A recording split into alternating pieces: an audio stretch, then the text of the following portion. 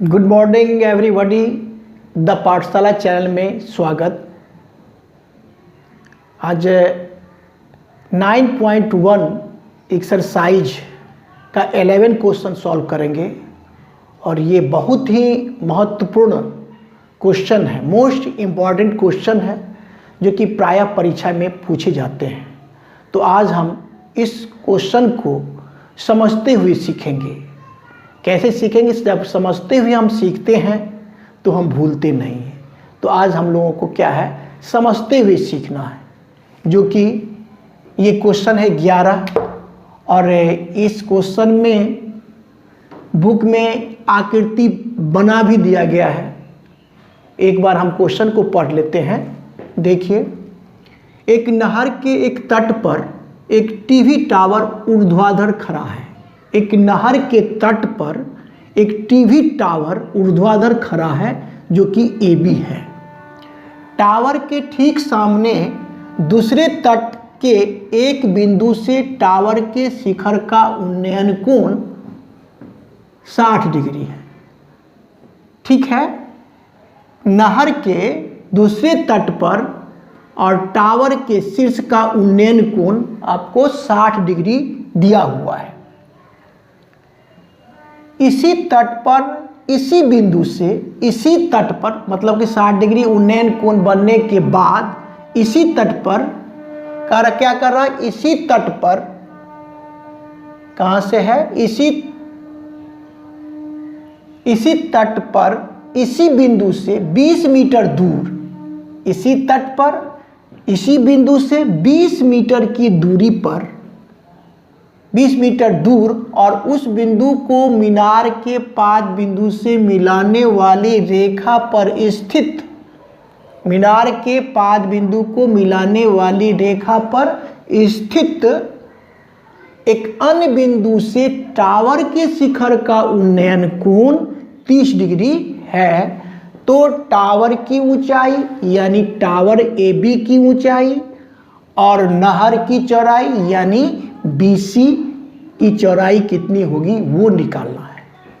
तो टावर की ऊंचाई निकालना है तो टावर AB की ऊंचाई को हम H मीटर मान लिए और नदी की चौड़ाई भी मालूम करना है तो नदी की चौड़ाई BC को X मीटर मान लिया गया है।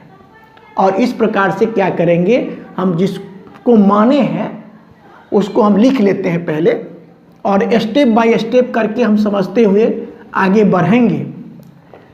तो लिखेंगे कि माना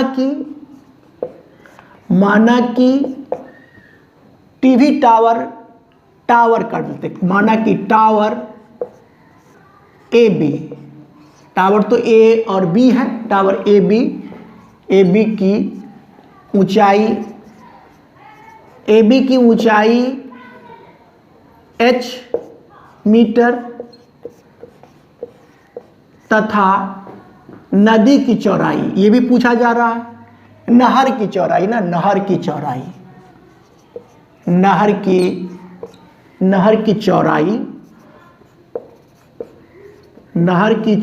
क्या है? पहले BC, नहर की चौड़ाई BC बराबर X मीटर है। जो मानना था हम मान लिए और वही निकालना भी है। अब क्या करेंगे, एक त्रिभुज देखिए। अब सबसे बड़ी बात ये देखिए कि ये समकोण त्रिभुज है और समकोण त्रिभुज में कोण के ठीक सामने के भुजा को बोलते हैं लंब। ये लंब हो गया और कोण के ठीक सामने के भुजा को लंब, और ये लंब जो है ये आधार, ये आधार पर टिका हुआ है, ये आपका हो गया आधार। इस त्रिभुज के लिए ABC के लिए आधार ये हो जाएगा और पूरे बड़ा त्रिभुज के लिए ये पूरा का पूरा आधार हो जाएगा। ठीक है, इतना बात को जान लिए। अब हम क्या करेंगे, बारी बारी से इस त्रिभुज में और पूरे त्रिभुज में करेंगे।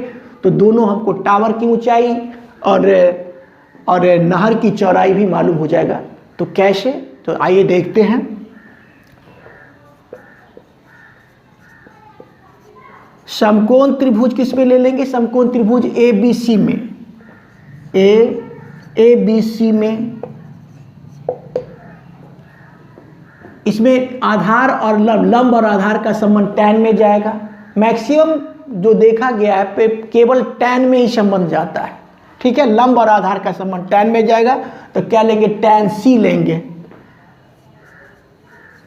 tan c बराबर फॉर्मूला होता है लंब बट्टा आधार, लंब बट्टा आधार होता है। और tan c एंगल में 60 डिग्री दिया तो tan 60 डिग्री बराबर लंब हो गया आपका AB, ठीक है, लंब AB, और आधार आपका है BC। tan 60 डिग्री का मान होता है √3 और AB का मान h दिया हुआ है, देखिए AB h, और BC कितना दिया, x माना गया है x, इसीलिए h बराबर हो जाएगा √3x। ये इक्वेशन नंबर 1 हो गया। यहाँ तक स्पष्ट है। अब हम क्या कर लेते हैं, स्पेस बना लेते हैं। स्पेस में देखिए कैसे बनाएंगे। अब लेके समकोण त्रिभुज, समकोण त्रिभुज किस पे ले लेंगे,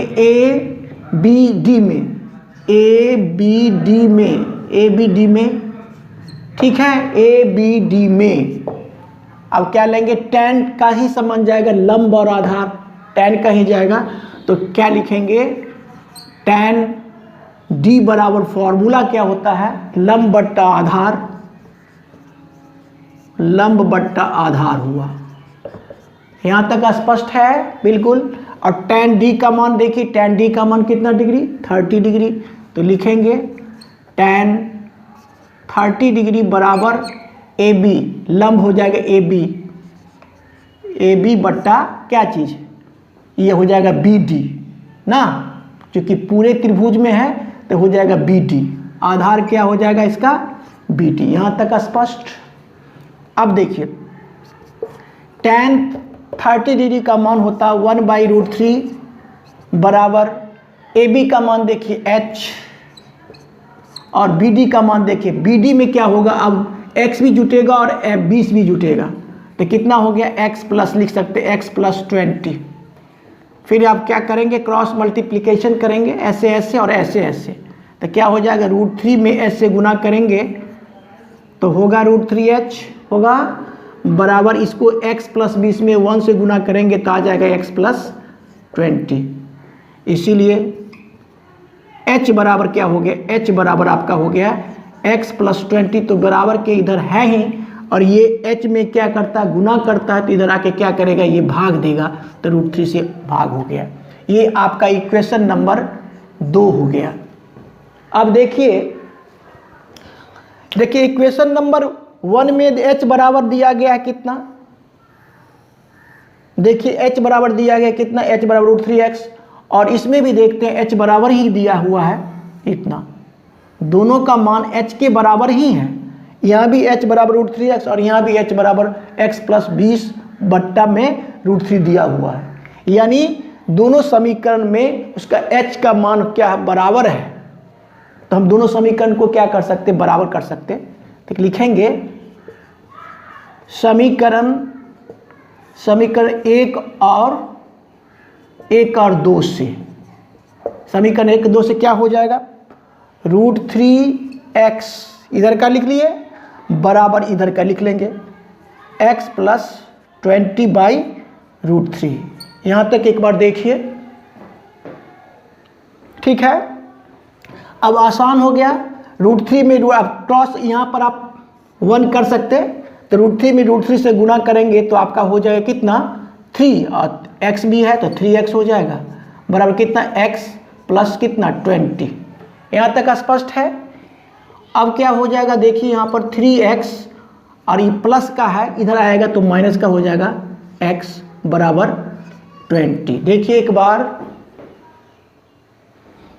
अब हम क्या करते, स्पेस बना लेते थोड़ा, यहाँ पर इसी स्पेस में कर लेना है। अब देखिए यहाँ पर, यहाँ से 3x में से x जाएगा तो कितना हो जाएगा, 2x, कितना हो जाएगा 2x बराबर कितना हो गया, 20। इसीलिए x बराबर हो जाएगा 20/2, कट जाएगा ना, 10 से कटेगा यानी 10 मीटर। अब जो 10 मीटर निकला वो x का मान निकला, और x क्या है, नदी की चौड़ाई है। ठीक है, नदी की चौड़ाई बाद में लिख देंगे, नदी की चौड़ाई कितना कितना हुआ। सबसे पहले आप क्या निकालना, टावर की ऊंचाई, और टावर की ऊंचाई के लिए h बराबर h माने हैं, और h समीकरण 1 में देखिए h बराबर √3x दिया हुआ है। तो लिखेंगे समीकरण 1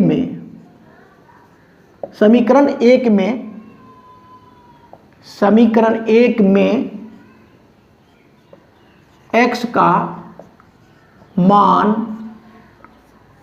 रखने पर, समीकरण 1 क्या है, h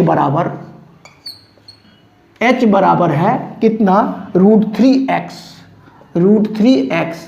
तो हम लिख सकते √3 गुना x का मान 10 निकाले तो 10 बराबर हो गया 10√3 मीटर, जो कि h का मान, जो कि आपका टावर की ऊंचाई हो जाता है।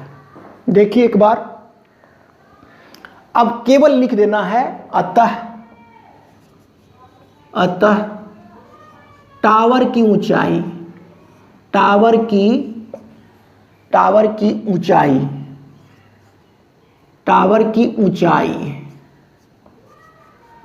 की ऊंचाई बराबर हो गया 10√3 मीटर। ठीक है, एक आंसर तो आपका ये आया, ये। और दूसरा, नहर की चौड़ाई, नहर